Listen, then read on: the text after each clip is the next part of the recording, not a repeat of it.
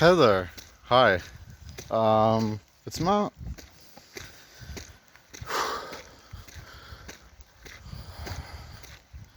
I'm gonna start with a little bit on my mental health. I never really categorize my videos like that though, but I figured it was important to mention since I want to go into somewhat of a more streamlined topic today. Hopefully it works out very well for me and for us. You the listener. And maybe you can learn something from what I'm saying. Just like I sometimes do when I listen to my videos back, because they're a stream of consciousness and so on. Now, today's a good day. That's undoubtable. Today's a good day. Today's not a great day. Today's not an amazing day. But today's a good day. I say this because my voices have mostly eradicated into thin air. And lately they've had the habit of coming back when I say that. It's kind of a bad luck charm. But, I feel it this time. It feels a bit more significant. It feels a bit more poignant. The method of dispersal.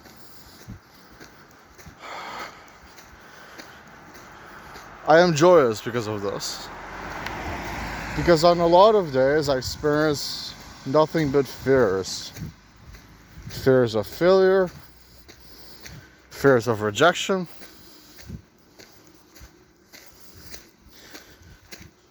So this is a very nice contrast indeed. A very good thing. To have a day where you can just walk and just focus on music and not have an abundant thought process. Instead, just stick to yourself.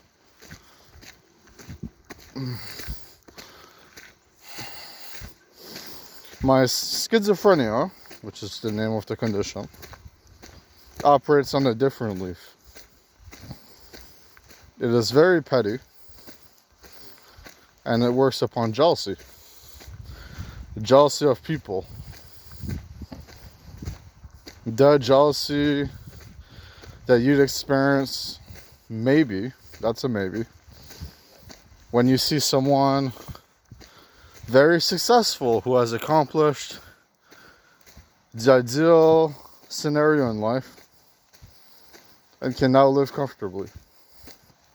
I don't personally experience jealousy looking at a person like that, but some people kind of do, I think. Not to say that I am the judge that beholds them in the sense that I don't truly know, but it's a hunch. So,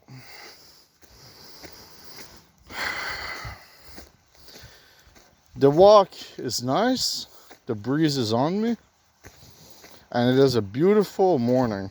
We're about early afternoon at this point. Cynicism is one of the, in a way, it is an ideal trait that people hold and have. In a way, it is perhaps the worst one. Because cynicism is widely accepted in many ways. Or society runs on cynicism in many ways as well. There is optimism around every corner, but I wouldn't be surprised if it took people a hell of a lot more to garner optimism than it would take them to garner cynicism. And I mean from their own personal selves.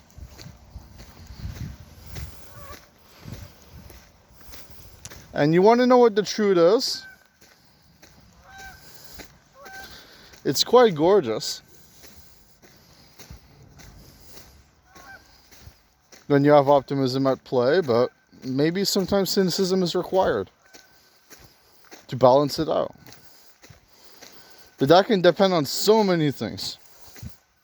If you're talking personal life experience, well, we're often not noticed as much as we think, not the other way around, which is a byproduct of cynicism. Basically meaning that the cynical lens can lead you in false directions. It can make you paranoid, I think.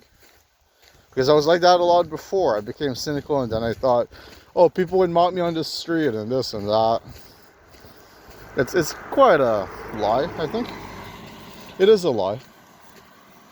It's a car that drove by and it appeared through noise in the video, which is the most annoying thing because I have this video that I really like, you know, where in the background. It's annoying. As I was saying, the sheer view of love, meaning what we ultimately seek in life, well, maybe that's best viewed with optimism. You can cynically derive the truth behind scenarios, but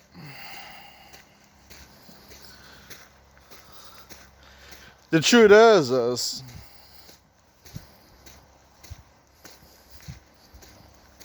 what are they really worth in the end? You know, the shades of cynicism in that instance. When every single time that someone describes finding someone they have loved, does it start with, well, I fucked up 50 times and then I found her or I found him? No, it's just I found her or I found him.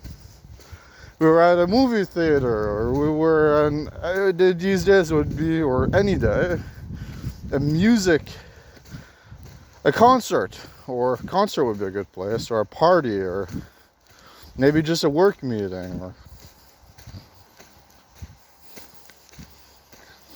See, the truth is, we're all meant to love,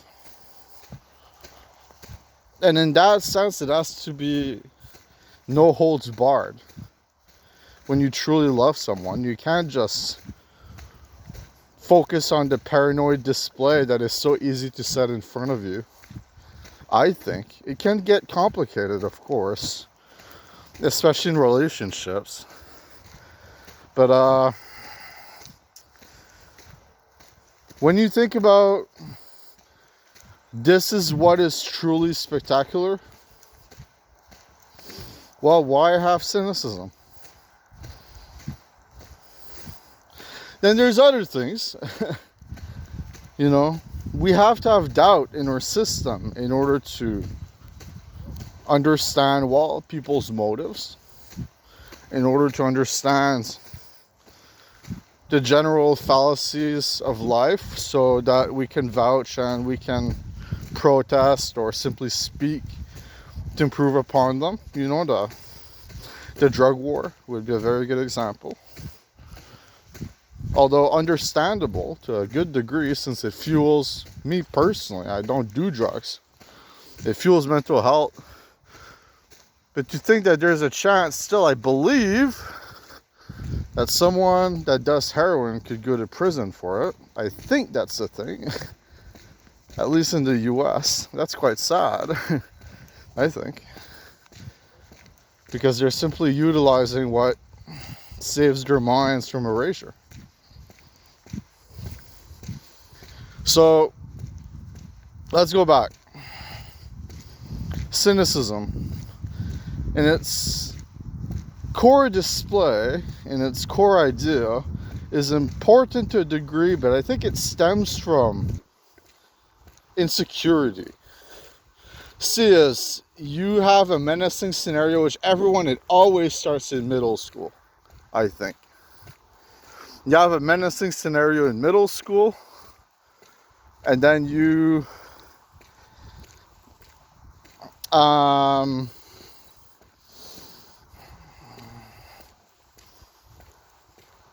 you put the pieces together and you think, oh, that's why that person looked at me with a frown, or that's why that person pushed me in the hall.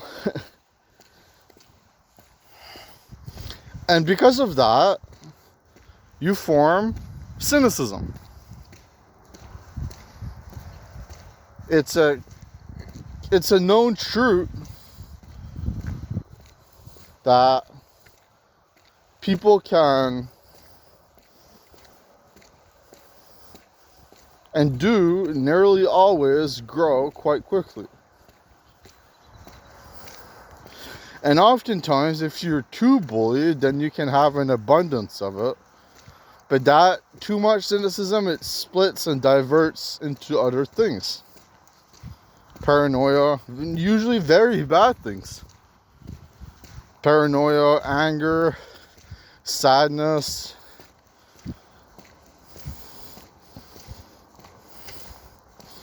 Just the waking measures of life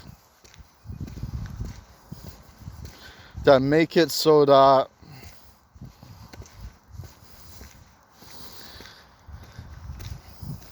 you have to understand what it is that you're going through.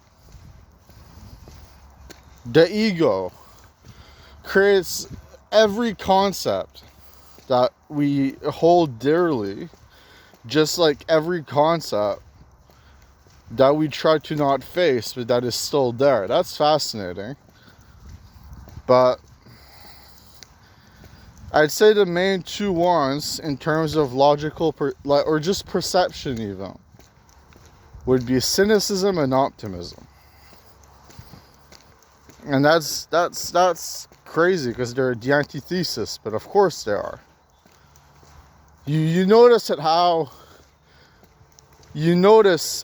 how life is. There's a bad and there's a good. There's a reserved and then there's a let's tell all. There's a reserved and then there's an outspoken, in other words. There's the uninclined and then there is the inclines. There's the lie, so on, so forth. And the truth. Not to connect. Yeah. Because, well, our lives are our lives. It is all the truth. In a very big way. We're meant to understand the emotive, the feelings that we experience. We're meant to understand them, but we don't always. That can be a troubling thing.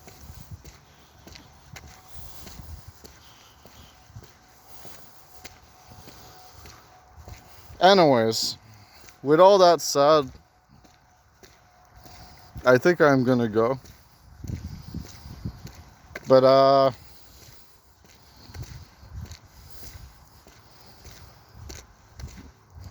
to every moment in time is a logical solution. And those derive from cynicism. So a lot of things to consider there. Thank you for listening, guys. And see ya.